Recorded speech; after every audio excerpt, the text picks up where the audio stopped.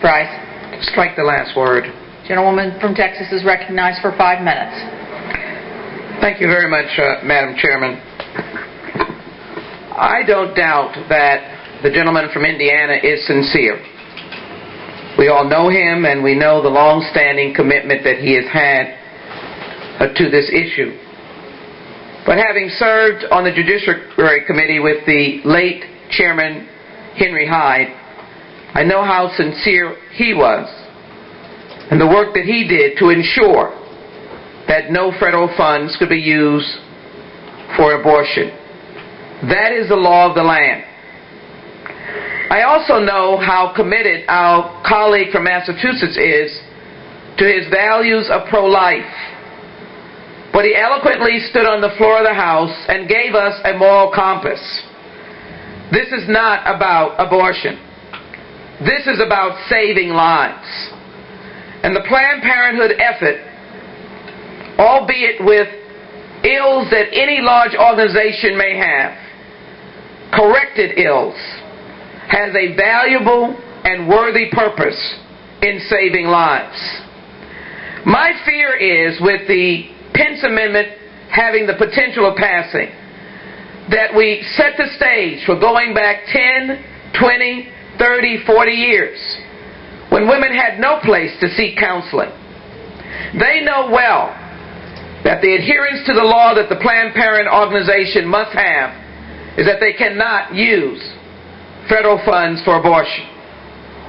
But this is not about abortion. This is about family planning and counseling services that have long since been part of the Planned Parenthood family. And all we'll do by cutting these resources will be, in fact, going back to the Dark Ages, when young women had no place to go. So Planned Parenthood does not equate to abortion. Family planning does not equate to abortion. Title X funds does not equate to abortion, because the law of the land is clear. But what we will have are young women who will have no place to go to be able to ask questions.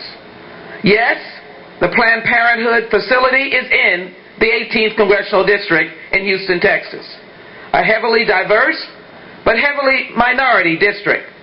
And I would argue that its efforts are positive in health education, the work it does in Pap tests for cervical cancer, in STD testing, in menopause and hormone treatment, in urinary tract infection treatment, in breast exams, and in outreach to the Latino community. All services that would not be there if it was not for these committed workers and the committed office of Planned Parenthood. Community health clinics to be gutted. And as was indicated, all the work that we're doing on the floor of the House, the question has to be, one, are we going forward in helping the American people create jobs? Or even in this amendment, causing thousands of Americans to lose their jobs in a worthy cause of helping those who many times cannot help themselves? What about those who suffered a violent act of sexual assault? Where do they go? What do we say about a Planned Parenthood who throughout its existence over the last couple of decades have received violent threats, bomb threats? I'm reminded of the police support that this local chapter had to have because of the constant threats upon their staff. So this is not all peaches and roses. We're simply standing here and saying, allow them to do their work, which is assisting a young woman by the name of Karen, 28 years old, who was between jobs, newly married, and did not have any health care, and missed or saw a pregnancy test that she got from the drugstore and couldn't believe what it said. She didn't know where else to go. She was frightened.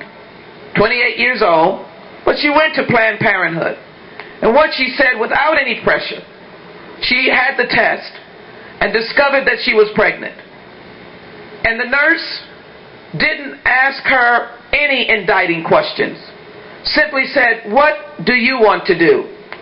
And she thought about it, and she decided to say she wanted to have the baby. Don't let those stories go untold, where women are counseled and they go forth with their plans with the idea that they have someone to help them along, even provide them with services to be able to carry that baby to term. So I simply want to say, they've suffered enough violence for Planned Parenthood. Let's not have more violence on the floor of the House, and let's vote down this particular amendment to continue them serving the women that need to be served. I yield back. For what purpose does the gentleman from Texas rise? To strike the last word.